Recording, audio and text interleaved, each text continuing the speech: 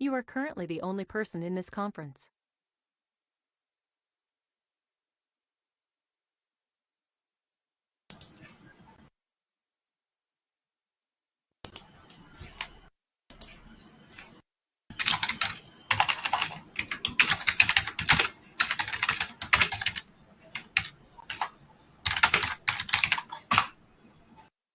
Buenas noches.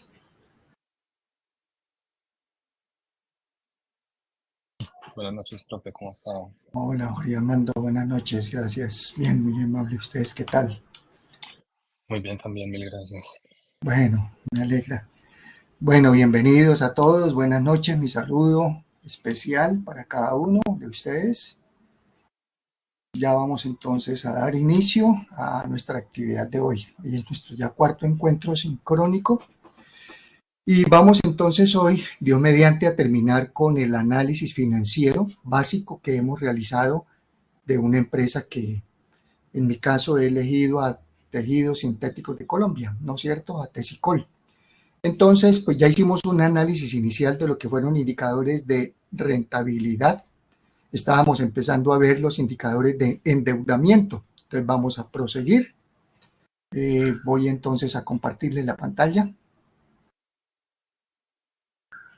para dar inicio entonces o para proseguir con el análisis que teníamos. Ok, muy bien. Entonces vamos a dejar aquí esta pantallita aquí a este lado.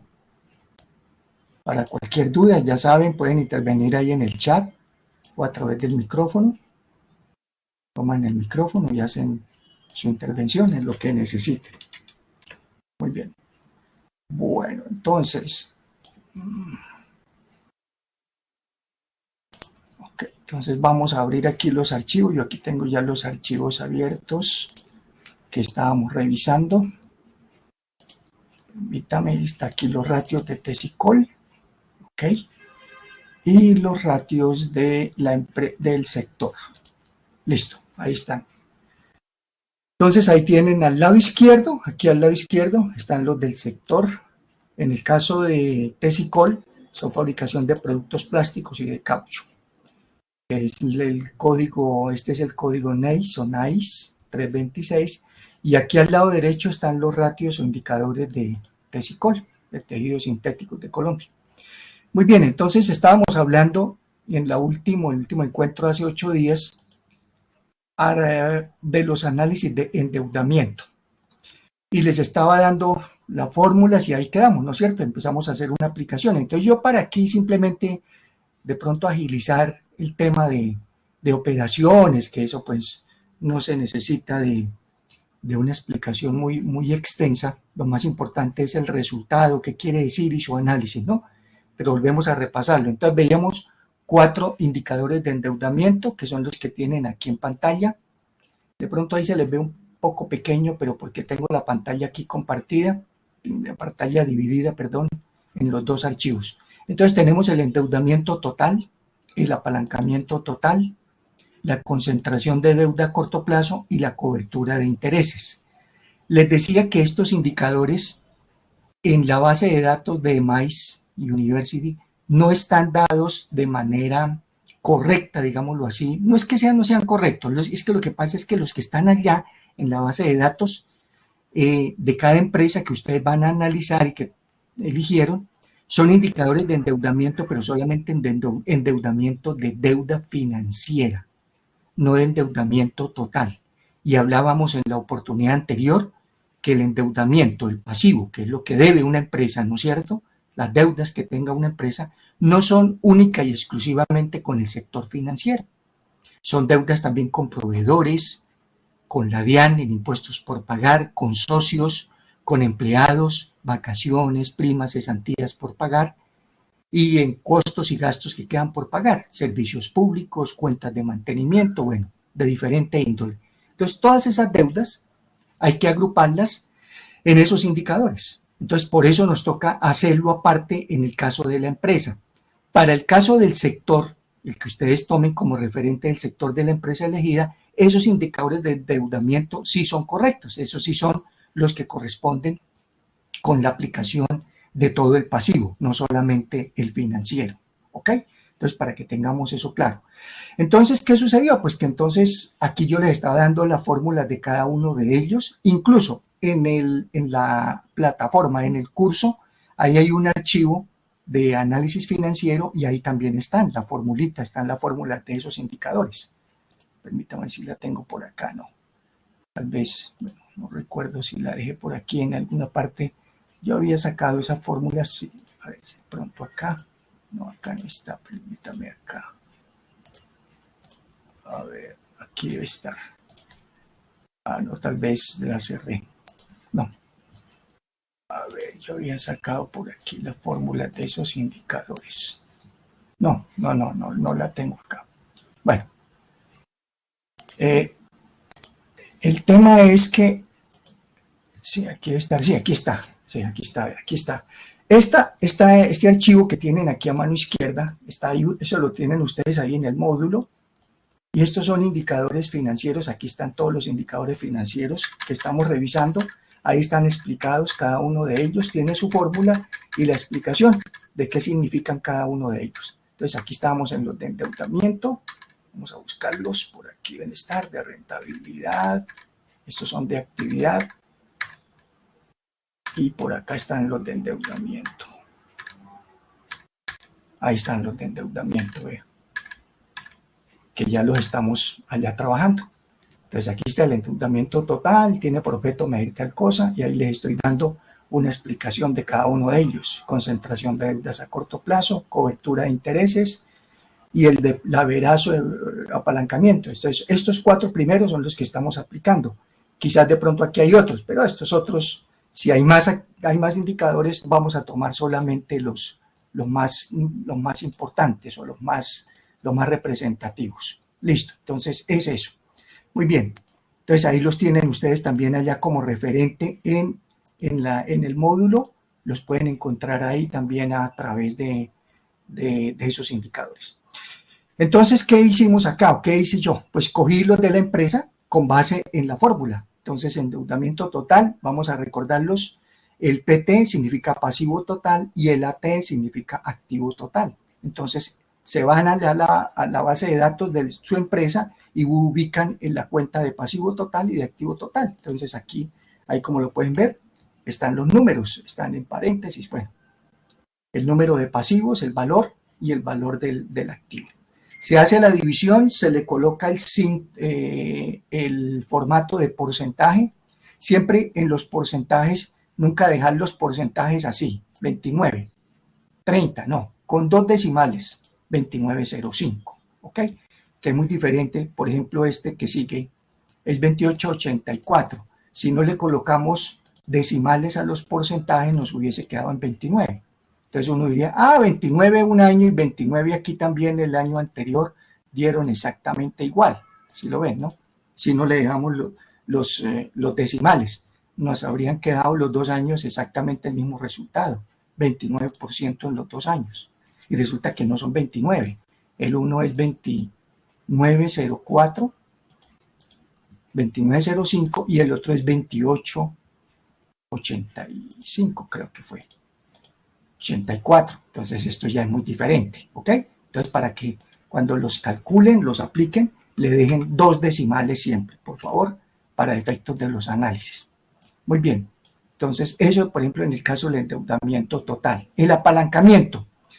El apalancamiento total, ahorita los analizamos, estamos repasando la fórmula simplemente. Ahorita analizamos qué quiere decir y los comparamos con el sector.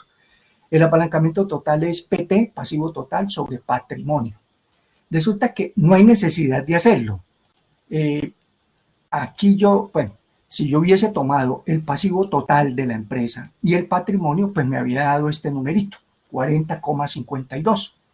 Pero una forma sencilla de elaborar el apalancamiento es un complemento del anterior. Entonces aquí se los hago. Entonces es tomar el resultado que calcularon o que aplicaron de endeudamiento de pasivo total sobre activo total de cada año y dividirlo, paréntesis, entre el complemento. O sea, el complemento es el 100%, escribir, dividido, paréntesis, 100% menos el valor del endeudamiento. Y cerramos paréntesis. Ese sería el apalancamiento. y eso corresponde con las cifras de pasivo y patrimonio. ¿Por qué se hace también de esta manera?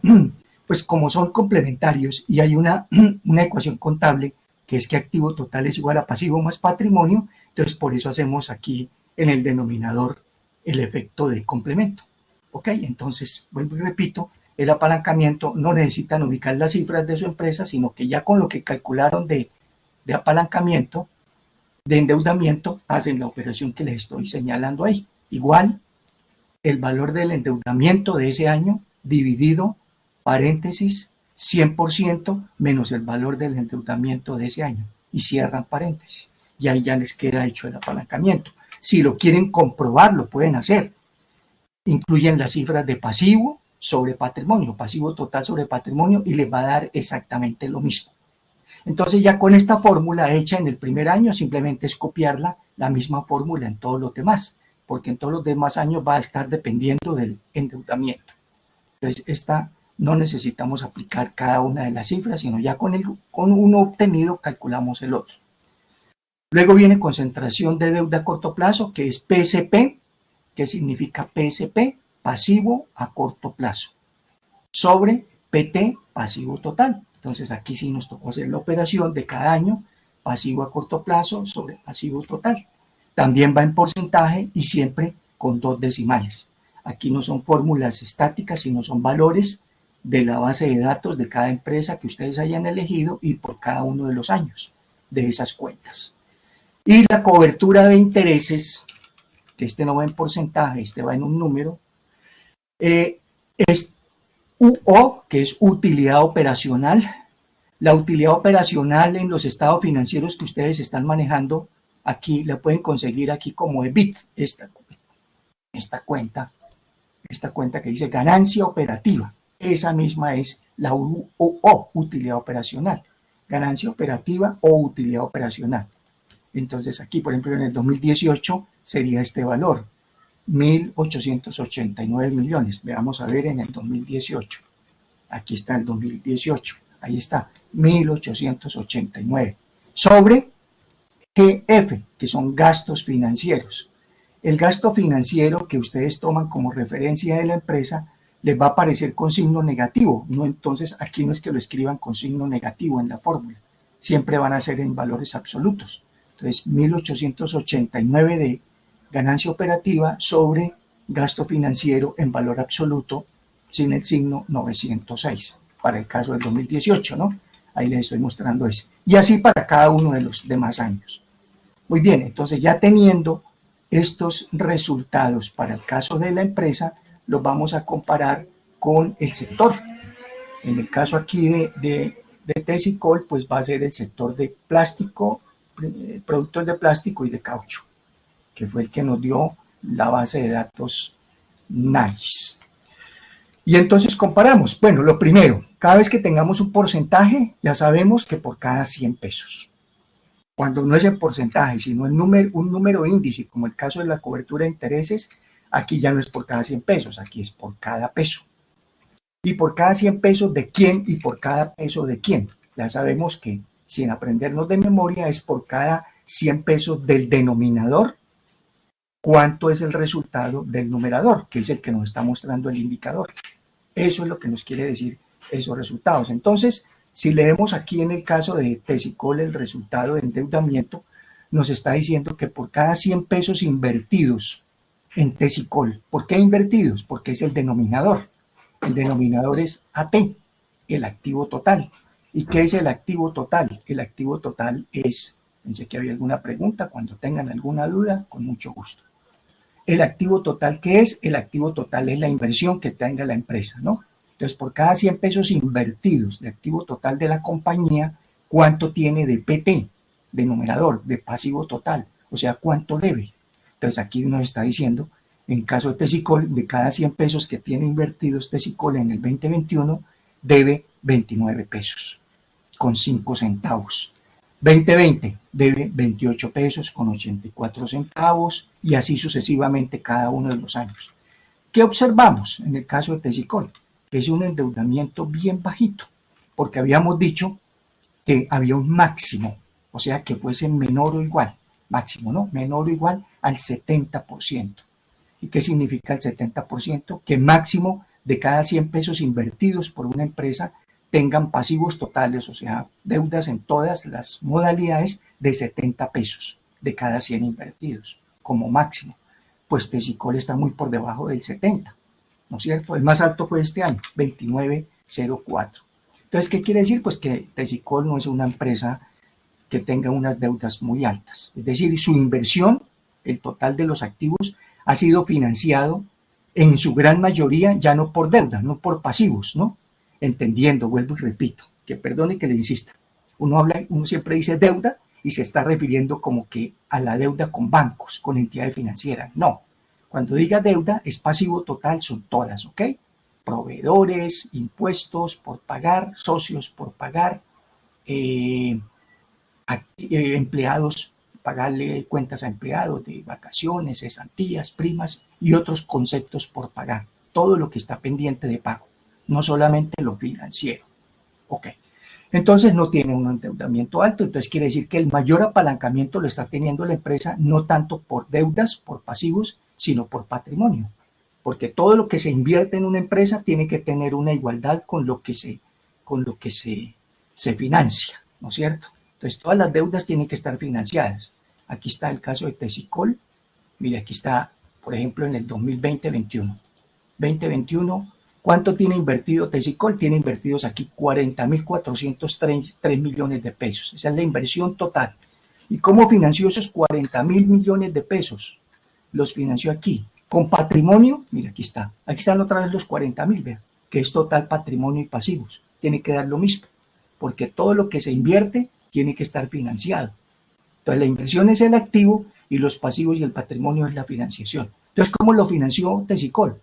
Un poco más de la mitad, 28.000, mucho más de la mitad, 28.666 millones con recursos de patrimonio, es decir, no es plata de los socios porque la plata de los socios ya les explicaba, solamente es el capital y la prima. Está también con reservas y utilidades. Y con pasivos en su totalidad de pasivos, 11.700 millones, que representan el 29%. Entonces, de cada 100 pesos que invirtió Tesicol en el año 2021, solamente 29 pesos fueron aquí. Estos pasivos representan 29% de este total, o 29 pesos de cada 100 aquí invertidos. Eso es lo que quiere decir. Entonces, en conclusión, pues Tesicol no es que tenga un endeudamiento muy alto, ¿no es cierto?, en comparación con la actividad que desempeña. Ok. Y el más alto fue este de 29.05. En el caso del sector, aquí está el sector a la izquierda, el sector tiene endeudamiento de 55, 85, 52, 56, un promedio del 55. Si le pasamos aquí un promedio a esto, aquí nos va a decir el promedio es de 54,98. De cada 100 pesos invertidos por el sector de productos de plástico y caucho, que es el sector al que pertenece Tesicol, 55 pesos en promedio son pasivos, son deudas, con todas, financieras, proveedores, etc. ¿Ok? Bueno, entonces listo, el endeudamiento está cuanto menos, pues diría uno mejor. Bueno, aquí hay una situación como a veces no digo de conflicto, sino de análisis, ¿no es cierto? Diría uno, pues entonces cuanto menos endeude la empresa, pues mejor. A veces tampoco no es que no sea sano, porque sano es pues obvio no tener tantas deudas, ¿no? Pero a veces no es conveniente tener también muy poco pasivo. ¿Por qué razón? Porque si la gran mayoría, como el activo tiene que ser igual a ese pasivo más patrimonio, y si el pasivo está muy pequeño, entonces el resto tiene que estar en patrimonio, como lo tiene Tesicol. Y resulta que sobre el patrimonio se generan unos impuestos. Entonces, empresas con patrimonios altos generan el famoso impuesto a la riqueza, que ahorita por reforma tributaria, pues volvieron, o bueno, eso ha venido como oscilando, en unos años lo aplican, no lo aplican, le suben la tarifa, el porcentaje. Entonces, sobre el valor de ese patrimonio van a tener que pagar un impuesto de riqueza o de contribución al patrimonio. Entonces, ahí también viene otro aspecto oneroso, digámoslo así, para las compañías. Ese es el tema, ¿no? Pero ya cada empresa, vuelvo y repito, toma sus decisiones como junta directiva, como empresarios, si van a financiar la operación de qué manera, ¿no? con recursos propios, patrimonio, que es generación de recursos, o con endeudamiento. Muy bien. El apalancamiento, como decía, es un complemento del anterior. Entonces, ustedes ven aquí, por ejemplo, en el caso de Tesicol. Veamos el más bajito que fue este endeudamiento, 19,97% en el año 2017. De cada 100 pesos invertidos por Tesicol, debían apenas 20 pesos.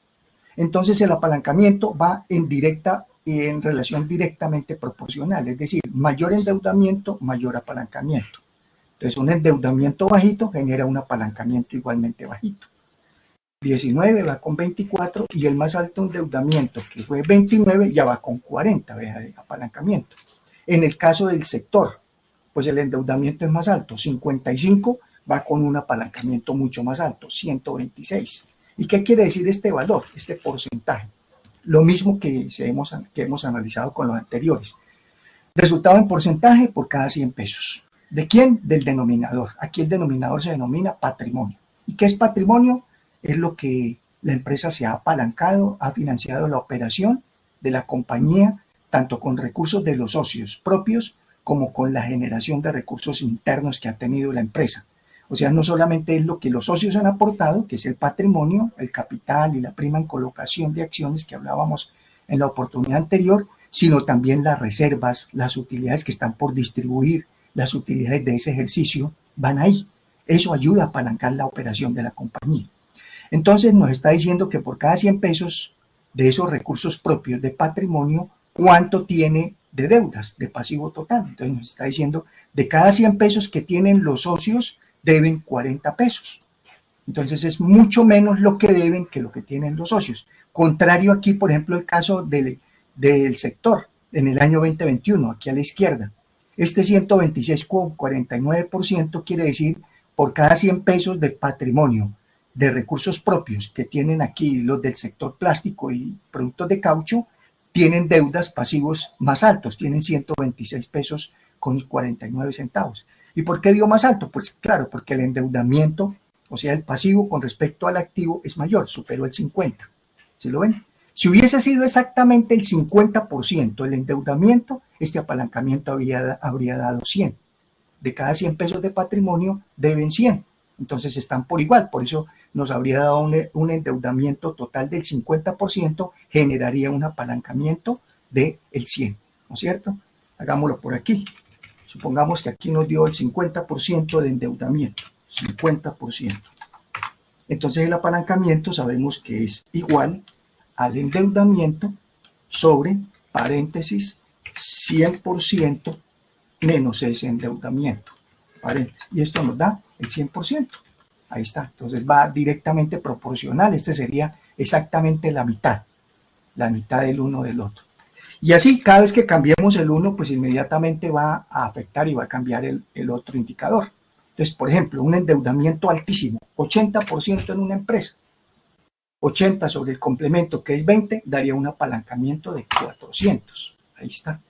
80% es un endeudamiento ya supremamente alto, porque primero se pasó del 70.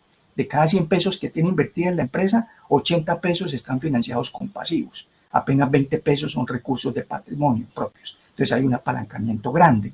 De cada 100 pesos que tienen los socios de patrimonio, recursos propios, deben 400. Es mucho más lo que deben que lo que tienen ahí invertido los socios en la compañía. Y un endeudamiento bajito, 25%, genera, bueno, 20%, genera el 25% de apalancamiento. Endeudamientos bajitos, apalancamientos igualmente bajitos. Endeudamientos altos, apalancamientos igualmente altos. Entonces aquí ya veíamos que este apalancamiento nos decía que fuese menor o igual al 233. ¿Por qué decíamos que el 233? Porque va a ser el complemento del 70. Entonces sacámoslo aquí con el 70. Si tenemos endeudamiento máximo del 70, que es el tope, nos va a dar apalancamiento aquí del 233. Ahí está, con la fórmula. Endeudamiento sobre 100% menos endeudamiento, que es apalancamiento. Entonces genera 233. Esto significa de cada 100 pesos de inversión que se deban, tenga deuda máximo de 70 pesos. El resto, el 30%, sería el patrimonio. Entonces, al dividir 70 sobre 30, que es pasivo sobre el patrimonio, 70 sobre 30 da el 233. De cada 100 pesos de patrimonio que deba máximo 233,33 de deudas de pasivos. Bueno, entonces, como ya vimos que el endeudamiento era bajito en la empresa Tesicol, el apalancamiento es igualmente bajito, está muy por debajo del 233. En el caso del sector, que es un endeudamiento más alto, pues igualmente le corresponde un apalancamiento también alto, pero en ningún caso tampoco ni el sector ni la empresa están por encima de los topes. El endeudamiento del sector por debajo del 70, sí, está por debajo del 70. Y el apalancamiento del sector por debajo del 233, sí, está por debajo del 233. Muy bien. Esos son entonces esos dos primeros. Vamos al siguiente. Concentración de deuda a corto plazo, que es el pasivo a corto plazo. ¿Qué es corriente o corto plazo? Es a menos de un año. Entonces, al dividir el pasivo de corto plazo sobre el pasivo total, generó esto. Entonces, ¿qué quiere decir? Que por cada 100 pesos del denominador, en este caso del pasivo, de las deudas totales, PT, cada 100 pesos, porque es el porcentaje de pasivo total, ¿cuánto tiene de deudas a corto plazo? ¿Cuánto debe pagar, debe cubrir en menos de un año? Corto plazo es a menos de un año. Entonces aquí nos está diciendo que Tesicol en el 2021, de cada 100 pesos que tiene de deudas, 78 pesos con 56, la gran mayoría, las tiene que cubrir a corto plazo, a menos de un año. Y en todos los demás, 73, 66, aquí fue el 98, casi todo. Es probable que a ustedes en alguna empresa les genere casi que el 100. Más del 100 no, porque significaría que tendríamos de pronto pasivos a largo plazo negativos. No puede tener negativos, ¿no? Son solo valores absolutos. Entonces, podríamos llegar a ser el 100%. ¿Cómo sería el 100% en una empresa? Pues que todo lo que debe lo tiene que pagar ya. Pues ya no, digamos en un año, en términos de corto plazo. Eso es. Entonces, este indicador nos está diciendo que el ideal, según lo que copiamos en la tutoría, en el encuentro anterior, es que fuese menor a la mitad, al 50%. ¿Con qué fin? Que de las deudas, por lo menos la mitad, el 50%, las tenga que pagar en menos de un año y el otro 50% a más de un año. Pues resulta que en el caso de Tesicol no se comporta de esa manera. Entonces aquí sí, el problema, o más que el problema, o la situación que se ve afectada en el caso de una empresa que supere ese indicador en más del 50%, es un efecto en la liquidez de la compañía. ¿En qué términos liquidez? Liquidez pues es el poder atender, el poder pagar, el poder cubrir de manera oportuna los pagos a las obligaciones que tenga la empresa. Entonces, cuando una empresa tiene más del 50% de esa concentración, como en el caso de Tesicol, sobre todo en ese 2020, y aquí en unos años del 98 y 90, casi sí, 98%, las tiene que cubrir casi en su totalidad en menos de un año. ¿Eso qué le afecta? La liquidez de la empresa. ¿Y liquidez qué es? Pues el pago inmediato de los recursos, el disponer de la caja, del efectivo, de los recursos disponibles que tenga la compañía para poder atender esas deudas, esos pasivos, con bancos, con proveedores, con DIAN, con empleados, con socios, etcétera. ¿Ok? Todas las deudas de la compañía. A eso se refiere esa concentración. Si de pronto es más del 50%, ya entraría uno a mirar y de qué está conformado, por qué está tan alto en la empresa, por qué se superó el 50%. Entonces, si yo reviso aquí los estados financieros de Tesicol, aquí están. Voy a mirar que en el 2021, aquí los pasivos son 11.737, de los cuales no corrientes, que son los de largo plazo, miren, muy poquito, son 2.000. Y el resto corrientes son los 9.000, por eso nos generó aquí el 78%. Este 78 quiere decir que 9.221, que es esta operación que está hecha, ahí está, 9.221 divididos entre el pasivo total de 11.737 generó ese 78. Entonces, de esos 11.000, mucho más de la mitad, 9.000 millones, los tiene que pagar en menos de un año. Pero si nos bajamos a revisar cuáles son esas cuentas de 9.000, encontramos que créditos, o sea, con entidades financieras, no son sino 10 millones de pesos. Eso no es nada en comparación con las deudas. Mientras que aquí hay unas cuentas comerciales por pagar. ¿Qué son estas? Que es la más importante, es más de la mitad de las deudas de corto plazo. Son casi, sí, 4.640 millones, es prácticamente la mitad de 9.200, ¿no es cierto? La mitad de las deudas que tiene que pagar Tesicol en el corto plazo están representadas aquí en estas cuentas comerciales por pagar. ¿Y esto qué es? Esos son los proveedores. Pues entonces, si uno lo ve aquí como negativo por ser superior al 50, no es tan negativo, porque es la principal fuente de financiación siempre de una compañía son los proveedores. ¿Proveedores de qué? Principalmente de insumos, de materias primas. En el caso de Tesicol, los proveedores pues, del pellet, del polietileno, del poliestireno, de los insumos, de los químicos, de los empaques, de todo lo que se necesita en su proceso de operación. Esos son los proveedores. Entonces, con ellos tiene una relación comercial y ellos le van a apalancar la operación a la compañía. ¿Y qué otros pasivos tiene Tesicol en el corto plazo? Tiene otros pasivos corrientes, no nos dice que sean, y tiene impuestos. Los impuestos a pagar o impuestos a la renta. Bueno, entonces esto no es que sea tampoco, digamos, una situación adversa, sino normalmente las compañías siempre al finalizar un año van a quedar con un pasivo de impuestos, que es que las empresas generan un pago anticipado y sobre lo que quedan debiendo se cataloga aquí como un impuesto por pagar a la DIAN. Entonces, no es que esté en mora con la DIAN ni que le vayan a cobrar intereses de mora, no, son operaciones normales que se suceden en las empresas. Entonces, pues no es de pronto uno de decir que Tesicol tenga un endeudamiento de corto plazo o concentración a corto plazo que si superó el 50 está grave, está mal, no, es su operación normal. Por ejemplo, miremos este caso del 98% en el 2018. Vamos a buscar aquí los datos del 2018. 2018, en el caso de Tesicol. Tenía pasivos totales por 6.200 y todos eran corrientes, vean, 6.116. Por eso generó el 98 aquí. Ahí está la operación, 6.116 sobre 6.233. Casi todo era de corto plazo, corriente. Y de esos 6.000, ¿qué debía? Pues, a los bancos no les debía nada. Préstamos no tenía. Cuentas por pagar comerciales, la gran mayoría eran sus proveedores. Entonces, pues, uno pronto se cataloga aquí el resultado como adverso. Pero, pues sí, como el resultado superior al 50, sí, dice uno, le va a generar un problema de liquidez, pero es una operación normal, son deudas con sus proveedores. A no ser que esas deudas con sus proveedores es que no las haya podido pagar. Ahí sí sería una situación grave. Pero si es lo normal de la operación comercial, no hay ningún inconveniente. Esa es su principal fuente de financiación.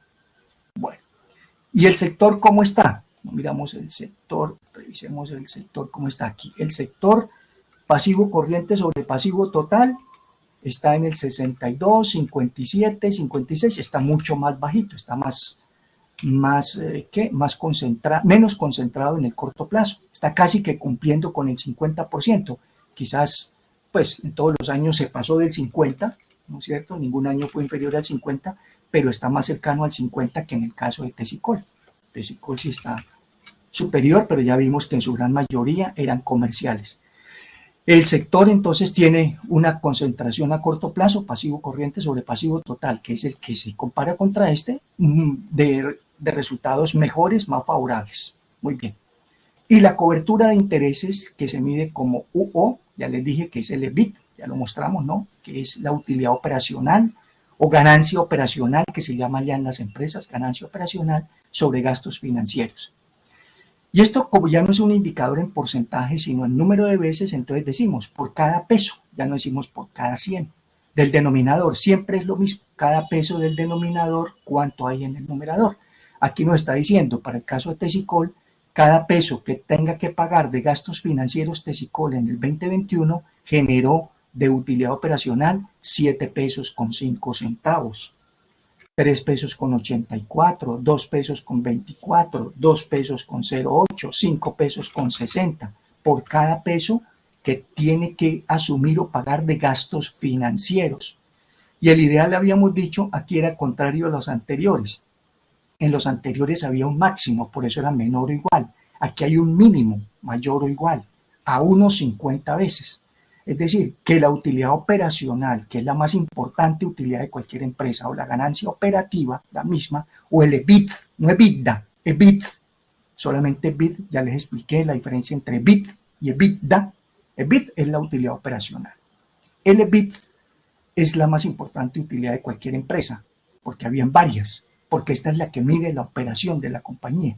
Que ese EBIT, que esa utilidad operacional de las empresas supere por lo menos 1,5 veces lo que tenga que asumir de gastos financieros. Es decir, que pueda cubrir los gastos financieros la empresa, entendiendo por gastos financieros los intereses que tiene que pagar de las deudas, de las obligaciones financieras.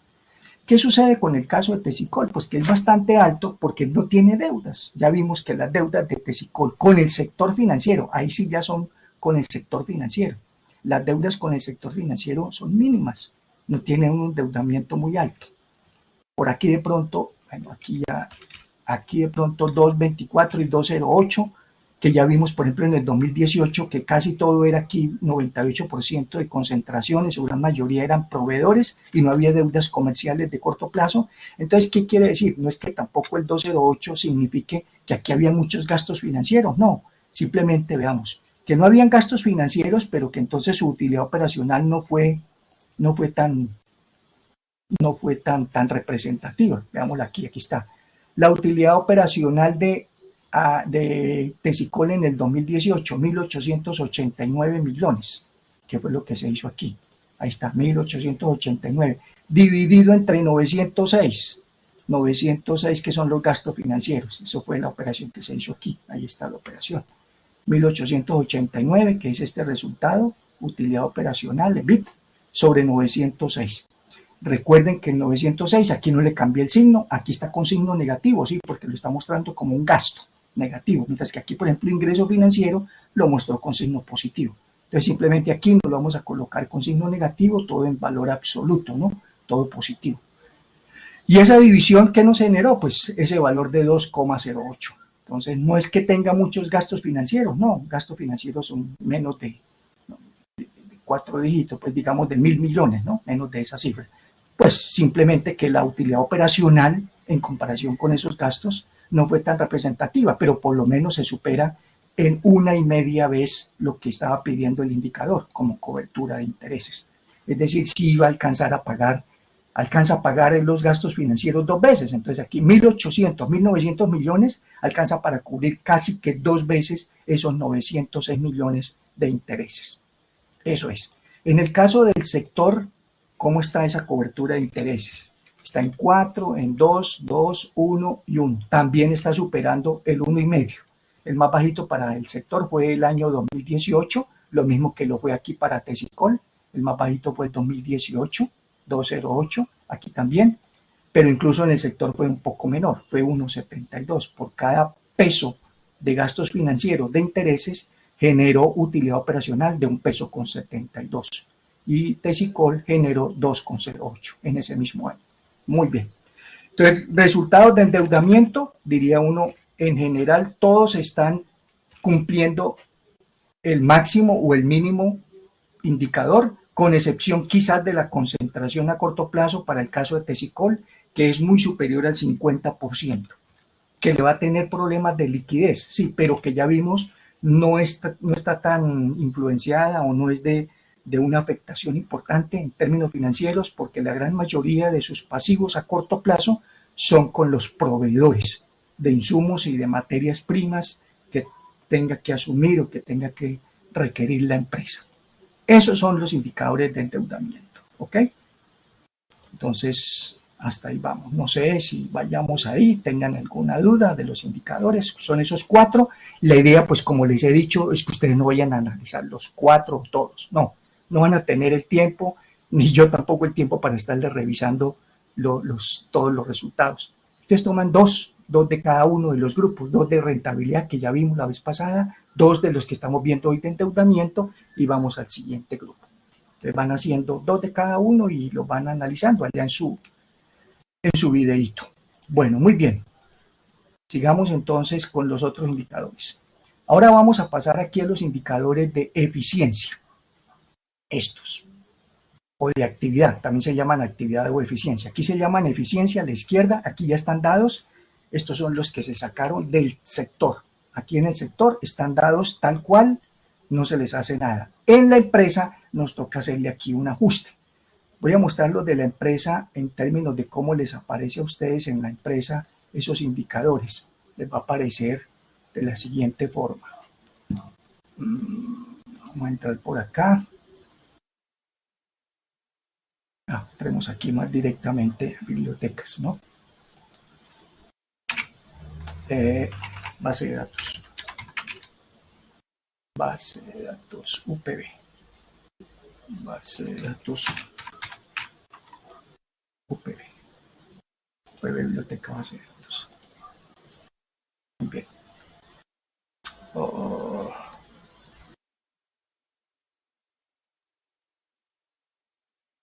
Buscar mejor por el enlace que les había enviado.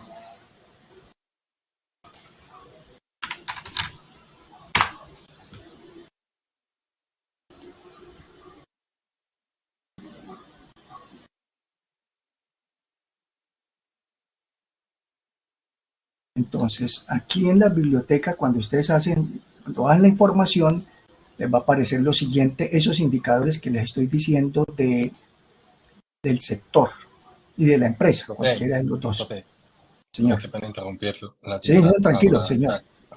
Ahora Daniela Muñoz tiene una dudita en el chat. Ya listo, ya le reviso. Gracias.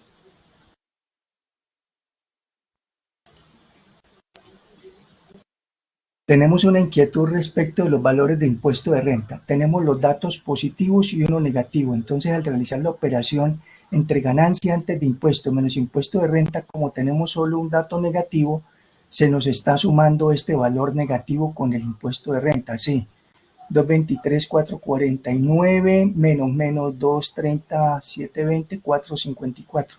Las sumas están haciendo que este año sea el mejor, pero podría ser el peor si se restara. Bueno, entonces la pregunta sería ahora, Daniela, ¿esta operación está así realizada en el informe o su merced lo está haciendo aquí aparte o es que aparece así allá en el informe? Sí, señor, que está así está en la base de datos. Sí, está en el informe. Ok, entonces listo. Entonces, ¿qué sucedió ahí? Cuando le haces una suma, una resta con otra, obviamente, podría ser que este impuesto lo tenía a favor. Impuesto de renta a favor de un año con respecto a otro. Entonces, no hace que le reste, sino que le sume. Como no tenemos la información exacta de la compañía, pues obviamente, si este es el resultado que genera 454,169, ahora Daniela, ese resultado lo genera entonces, entiendo yo, como una utilidad neta, según lo que me está diciendo. ¿Sí es correcto? O sea, esta sería la utilidad antes de impuesto y el impuesto le está generando negativo, entonces le está generando una utilidad neta mayor a la antes de impuesto, porque lo está sumando. No es que lo esté sumando, sino que allá no es que lo hayan hecho como suma o nada, sino que simplemente cuando son impuestos a favor, sí, ganancia después de impuesto. Y revise, Aura Daniela, si la utilidad neta o la ganancia neta final es la misma. Mientras tanto, yo voy a entrar aquí a la base de datos.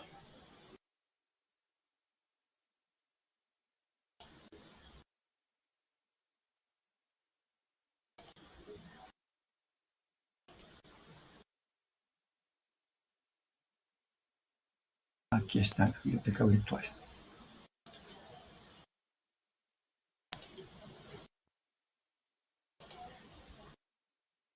Y aquí vamos a entrar a economía, administración y negocios y aquí vamos a entrar a la empresa.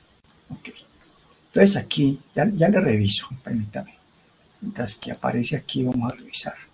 Sí, la ganancia después de impuesta, sí.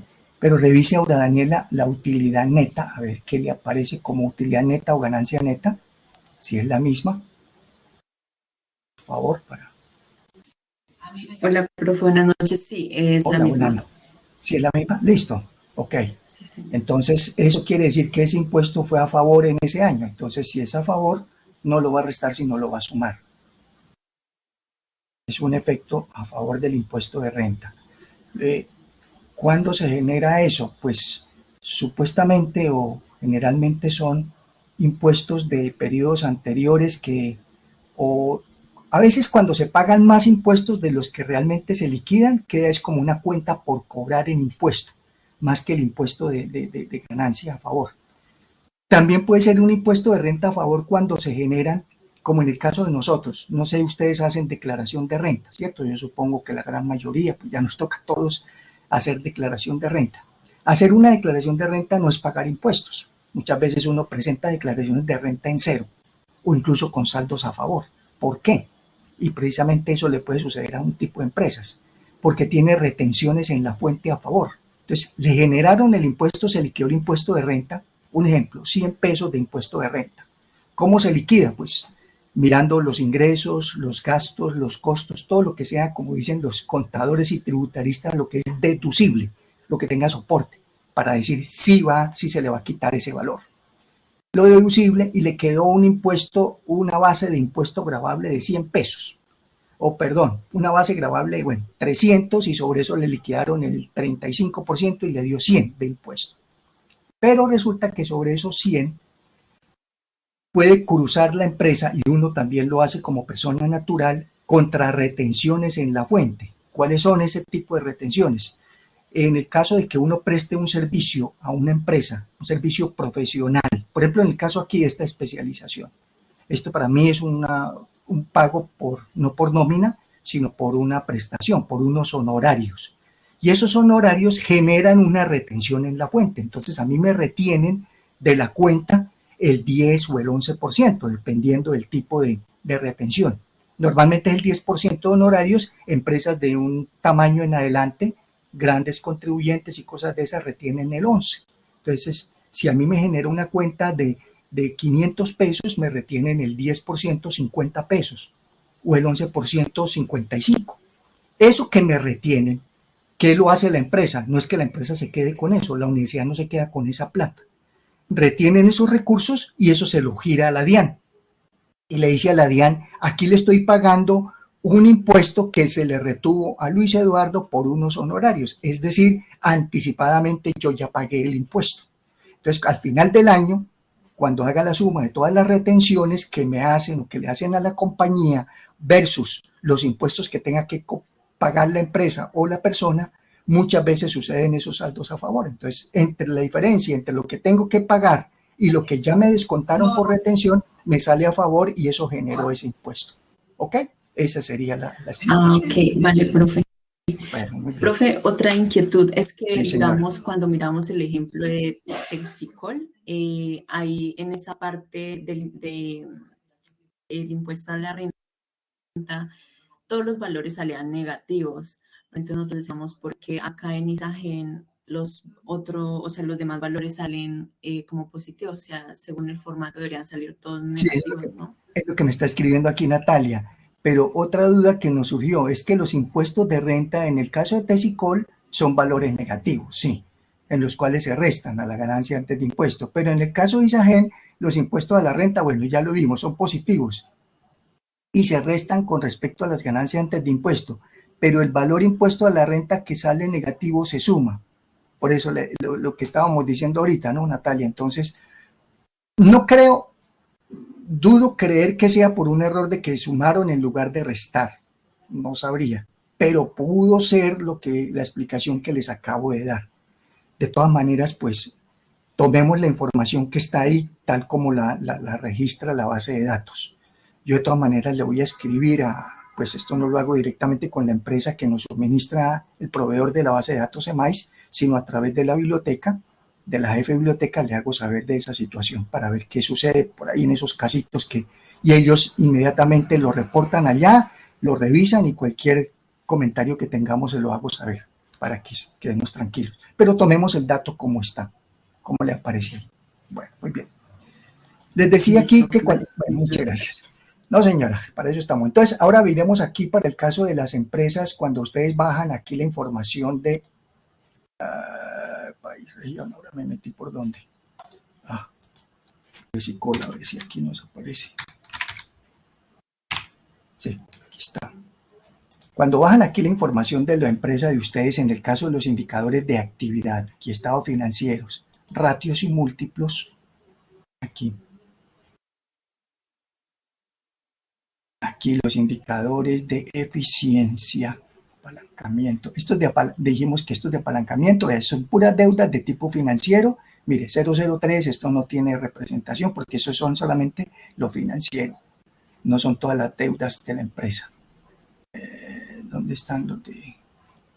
Me pasé ya los de eficiencia, a ver. Liquidez, valoración, eficiencia, aquí está. Entonces les aparece así. 2,47x, 4,42x, 3 puntos, ni siquiera coma, 3.46, etcétera. Cuentas por cobrar, 4.41. Aquí en el interrogante nos dice cómo lo están calculando y qué significa. Entonces lo que está mostrando aquí son rotaciones. ¿Cuántas veces rota el inventario? ¿Cuántas veces rota las cuentas por cobrar? ¿Cuántas veces rota los proveedores? Esa X significa número de veces. X son número de veces, a diferencia de cuando son porcentajes o son cifras, ¿ok? Entonces la X es número de veces, 247 veces, 441 veces, etc.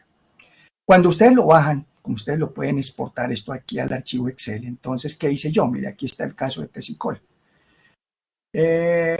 Tesicol, ¿qué se me hizo? Tengo ya tantos archivos abiertos que ya no sé cuál es. Tesicol, aquí está. Tesicol, aquí está, 247, y dejemos aquí el caso de la empresa, ¿no? Del sector, indicadores del sector, aquí está. Ese 247, miren, que teníamos allá, 247, 442, etcétera. Cuando yo bajé el archivo aquí Excel, para no hacerlo, pero demostrarles qué sería lo fácil de hacer, ese 247X que lo van a bajar así, allá se lo va a copiar de esta misma manera, ni siquiera con coma, sino punto y con la X. Al pasarlo aquí a archivo en Excel, aquí 247, otra vez, indicadores del sector y aquí ratios de Tesicol, 247 y 242. ¿Qué hice yo? Entonces tengo ahí los indicadores y entonces yo lo que hice fue señalar aquí toda esa información que está con las X y con los puntos, los señalé, todos esos, y le da uno control, en mi caso control B control B de B larga, B de Bucaramanga, perdón, que aquí, control B. Y con control B le digo, búsqueme en eso que señalé, en eso que sombreamos, sombreada esa información que está con las X y con los puntos, y le digo, búsqueme donde aparece la X. Y reemplace, le digo, y reemplácela por nada, entonces lo dejo en blanco, y le digo, reemplazar todo, para no estarle quitando a cada uno la X, o si no, pues ahí se pierde bastante tiempo, y reemplazar todos, ya aquí aquí si lo hiciera, él me decía, no encontré nada, porque yo ya le quité todas las X. Pero cuando ustedes lo hagan, le dice, se encontraron tantos y se les quitó la X. Listo. Con eso le quitan la X para poder hacer operaciones. Lo que les estoy diciendo es para que les facilite las operaciones que tengan que hacer. Primero. Lo segundo, vuelven y señalan todo. Aquí ya tengo las operaciones hechas, ahorita les muestro. De esa información de los ratios esos de actividad. Vuelven y le dicen control B larga, B de Bucaramanga, de Bogotá, y luego le dicen, busque donde aparece punto, le escribí ahí punto, y reemplácelo por coma, reemplazar por coma, reemplazar todos. Me dice, no encontré nada, porque yo ya lo reemplacé. En el caso de ustedes le va a decir, sí, se encontraron tantos, aceptar y aceptan. ¿Y qué les hace?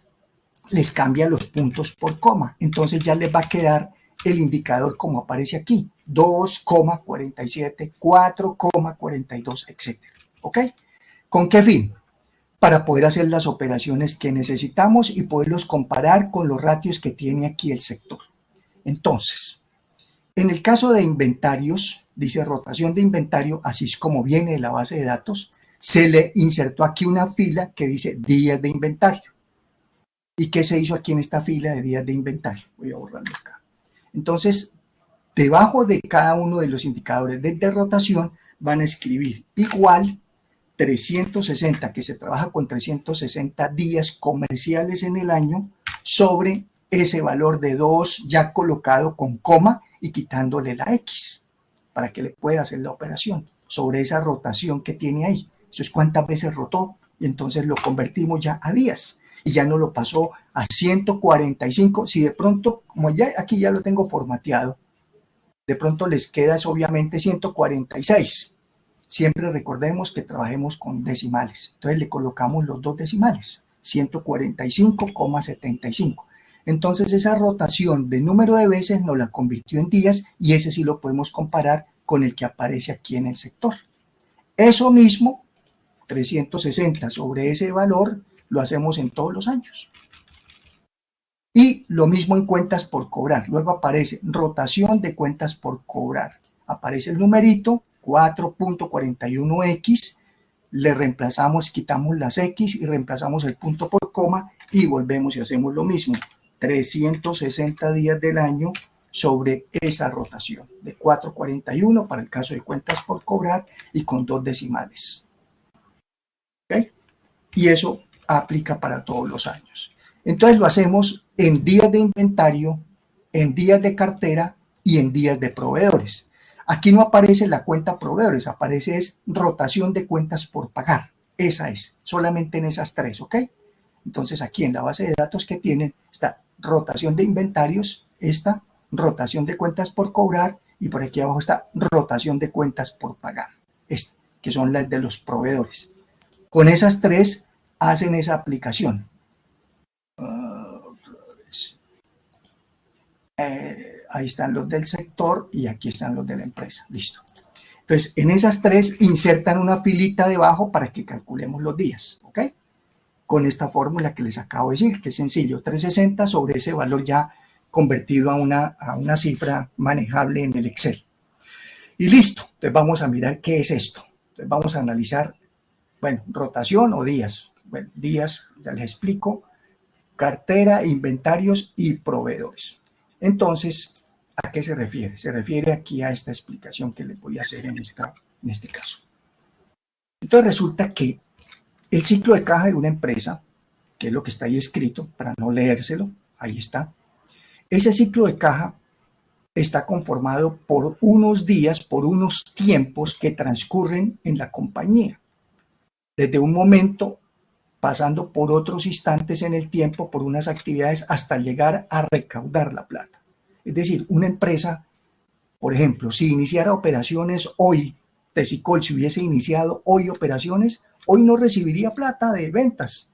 Hasta hoy tendría que empezar a hacer compras de unos insumos para procesarlos, asumiendo que ya tenga la maquinaria, tenga el personal, tenga la bodega.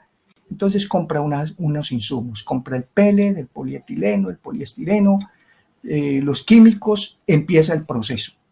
Hace un proceso allá de transformación en su planta, convirtió esa materia prima en un producto en proceso, lo va transformando, lo convirtió en un producto final, en el caso de Tesicol, pues en los hilos, en las hilazas, en las telas, etcétera. Todo lo que, los cordeles, cuerdas, todo lo que ellos fabrican. Entonces lo va convirtiendo de una materia prima, lo va transformando en un producto final. Terminó su proceso de producción.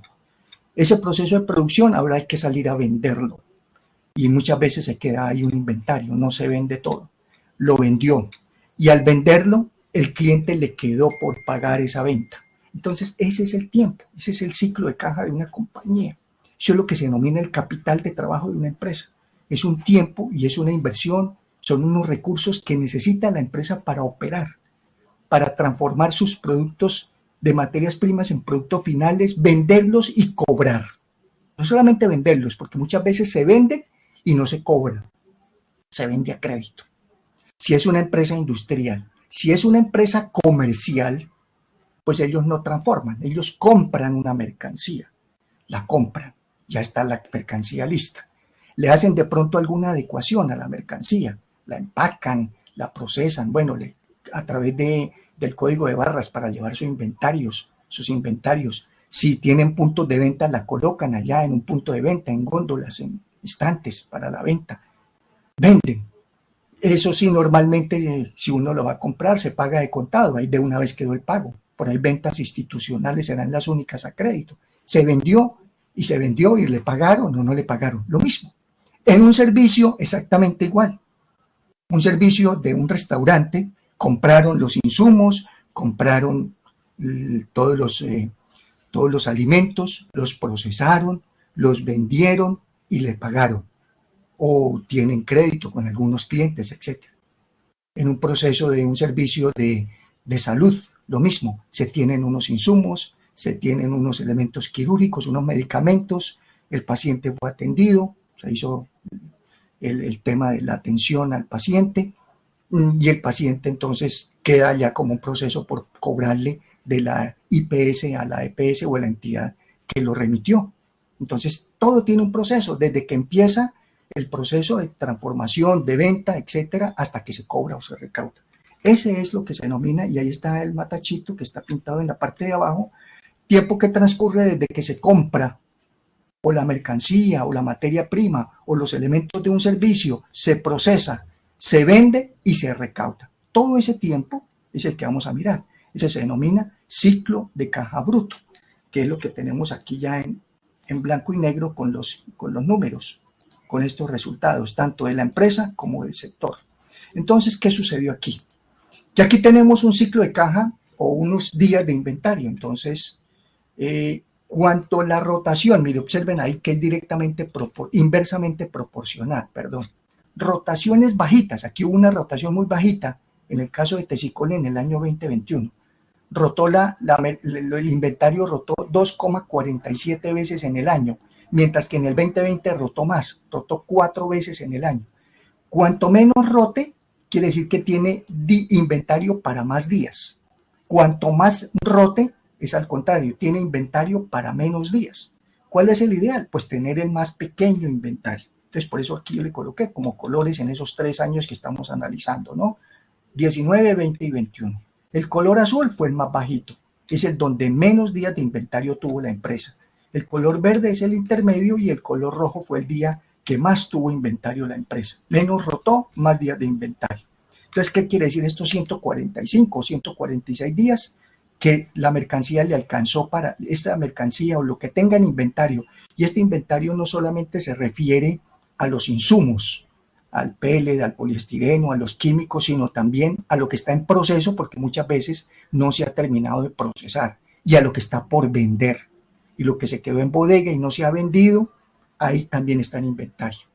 Ese inventario significa que le alcanza, imagínense, 146 días, 60, 90, casi que para 5 meses. 81 días casi para 3 meses, 104 días para más de 3 meses.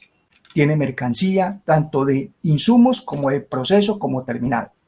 El sector, si lo miramos aquí a la izquierda, el sector tiene en el año 2021 inventario para 90 días, para 72, para 67. Entonces es mucho más eficiente, por eso se llaman indicadores de eficiencia, es más eficiente el sector. En el manejo de inventarios, estamos mirando hasta ahora. ¿Quién es más eficiente en el manejo de inventarios? Es más eficiente el sector que la empresa. Tiene menos disponibilidad de días en todos esos procesos.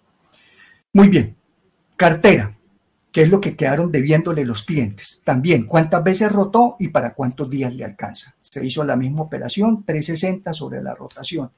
Al igual que la anterior, cuanto más rote, menos días tiene. Cuanto menos rote, más días tendría. El mejor año para el Tesicol fue el 2020. Rotaba la cartera 4,42 veces en el año, significa que tenía cartera para 81 días. Luego fue el mejor año, el siguiente pues fue el 2021 para casi 82, muy seguidos, y el peor año de los 3 fue el 2019 con 91 días prácticamente. El sector está con menos días de cartera, 77, casi 80 y 77. Promedio en los 3 años el sector está en 78 días y la empresa está en mucho más, está en un promedio más alto. La empresa está en un promedio casi de 85 días. ¿Esta cartera qué es? Los días que la empresa le ha generado a sus clientes, o sea, está vendiendo la mercancía y le están pagando en promedio cada 85, 82, 84 días. Al sector le están pagando con menos plazo. En promedio ha sido con menos días, con 70, casi 80 días. Vimos que 77. Entonces hay más eficiencia tanto en inventarios como en cartera, como en cobro, en el sector que en la compañía. Y los proveedores, lo mismo. ¿Cuántas veces rotaron los proveedores o las cuentas por pagar? Cuanto más rote, menos días. Cuanto menos rote, más días. Cuanto más rote, menos días, al revés, ¿no? Aquí es contrario al anterior. Aquí el más bajito es el peor y el más alto es el mejor.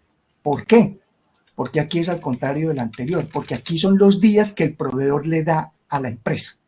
Pues obviamente esperaría uno que el proveedor nos dé bastantes días o más días. Entonces, ¿qué nos quiere decir en este caso? Que el mejor año para Tesicol fue el 2020. Rotó las cuentas por pagar 6,56 veces en el año. Es decir, que representaron casi 55 días de pago. Los proveedores le generaron a la empresa un promedio para pagar sus mercancías, sus insumos, 55 días. Otro año que fue más bajito y que por lo tanto al ser más bajito pues tiene menos plazo para pagar, 47, y un año menor en plazo fue el 2021, 34 días. Aquí podría uno pensar que si es más bajito es peor, sí, lógico, por efectos de liquidez, pero también uno podría pensar, si le dio más bajito, quiere decir que la empresa está atendiendo más oportunamente esos pagos, los está pagando antes, sí, también podría ser desde esa óptica revisarlo, ¿no? Pero normalmente es que la empresa se apalanque siempre con sus proveedores, que es lo que dijimos ya en la actividad, en los indicadores de endeudamiento. Para el caso del sector, pues el sector tiene días de pago a los proveedores de más de 100 días, 115, casi 95 y 89. Entonces, tiene muchos más días de plazo el sector que en la empresa. ¿Podría esto significar dos cosas?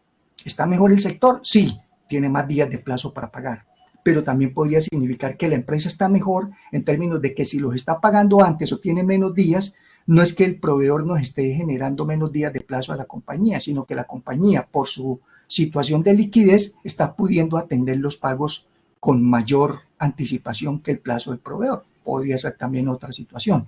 Y a veces también, cuando son aquí muy altos los resultados, pensaría uno de esa manera. La empresa no está teniendo la posibilidad de pagar a tiempo. Y si no paga a tiempo, pues le va a generar dificultades en el despacho, no le van a despachar más mercancía o le van a cobrar unos intereses o una financiación, ¿no es cierto? Entonces ese tiene como esas dos aristas que lo ve uno desde el punto de vista bueno porque es alto, pero malo también porque de pronto no paga a tiempo.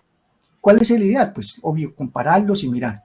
Si lo miramos desde la óptica simplemente financiera, uno diría cuanto más alto esa cuenta por pagar a proveedores en días, mejor. Entonces ahí ya está el resultado.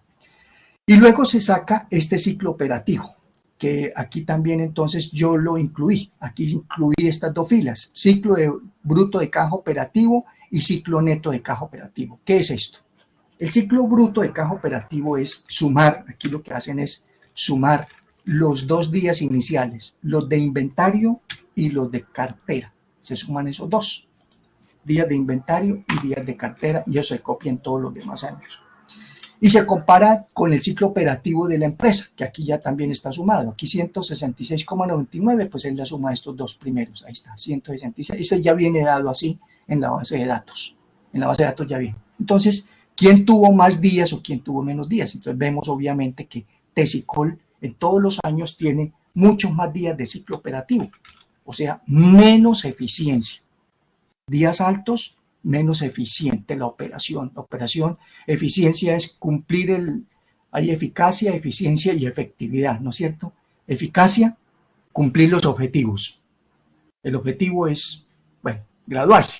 En el caso de la especialización de un pregrado, graduarse, sin importar en cuánto tiempo ni con cuántos recursos. Eficiencia es lograr el objetivo con los menores recursos, y no solamente recursos económicos, recursos tecnológicos, recursos de tiempo, recursos de personal, etc. Esa es la eficiencia de una compañía. Lograr los objetivos con la menor inversión de recursos. Entonces, la eficiencia en el caso de Tesicol no es tan favorable, pues está teniendo unos días mucho mayores que los que tiene el sector.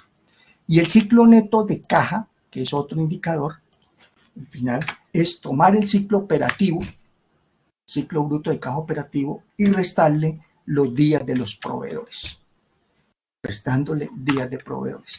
Ese no está acá. Entonces, aquí en el caso del sector, pues se podría hacer aquí, se podría insertar y aquí hacemos ciclo neto de caja, que sería el ciclo operativo menos los días de proveedores. Y ya, y se comparan entonces también con los del sector, empresa con sector. Y vemos que sigue teniendo muchos más días la empresa Tesicol que los que tiene el sector. Entonces nos está diciendo la menor eficiencia operativa, operacional de Tesicol. Y esa menor eficiencia o resultado de eficiencia más bajito que en el caso del sector está dado en las dos vías. Está dado tanto por inventarios como por cartera. O sea, los inventarios muy altos y los días de cobro a clientes también muy altos. Entonces no se trata solamente de hacer las ventas, generar unas ventas, unas utilidades, sino también mirar la eficiencia. Y esta eficiencia le va a conducir a la empresa al manejo de la plata, de los recursos, de la liquidez de la compañía. Todas estas cuentas que hemos analizado aquí, el inventario, lo que está por cobrar a los clientes y lo que está por pagarle a los proveedores, son recursos en el corto plazo. Y ese es el capital de trabajo de la compañía. Muy bien. ¿Nadie más me ha escrito? Ok, listo. Bueno, ok, muy bien. Listo. Y terminamos por hoy entonces con los indicadores de liquidez. Entonces los indicadores de liquidez, ahora, ¿dónde me fui? Los indicadores de liquidez, aquí los tenemos, Tesicol y la empresa, y el sector, perdón. El sector. Eso sí, ya vienen ahí dados en el resultado de la compañía. Entonces aquí está la liquidez y por aquí está la liquidez de la empresa. Aquí está. 360, este sí ya no hay que hacerle ningún cambio, 360X, 184X y ya. Bueno, el otro que es capital de trabajo no es importante. ¿Qué significan cada uno de estos? Entonces aquí las fórmulas que ustedes las tienen allá, pero aquí se las copio. La razón de liquidez es dividir el AC. AC es el activo corriente sobre el PC. Pasivo corriente. Y el ideal de esto es que sea mayor de 1, a veces dicen que 2, pero bueno, 1,5 veces. Esa X significa veces. La prueba ácida es la misma, el mismo anterior, pero en el numerador AC, activo corriente, se le restan los inventarios. Esto no lo tienen que hacer, sino les estoy escribiendo de dónde surge la fórmula. Allá cuando ustedes ingresen a la base de datos, ahí les va a decir la fórmula. Ya les dije que ahí en el interrogante está la fórmula sobre PC. Activo de corto plazo, corriente menos inventario sobre PC. Y el ideal que sea mayor o igual a 1,0 veces. Esos son. Entonces, ¿qué vemos? Primero, que en el caso de Tesicol, todo mayor de 1,5, sí. Y mucho mayor, 4 veces, 3 veces. ¿Y qué quiere decir este resultado? 3,60, por ejemplo.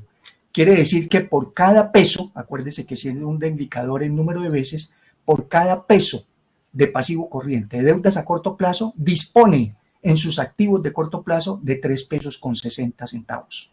O sea, tiene mucho más invertido activos de corto plazo. ¿Cuáles serían?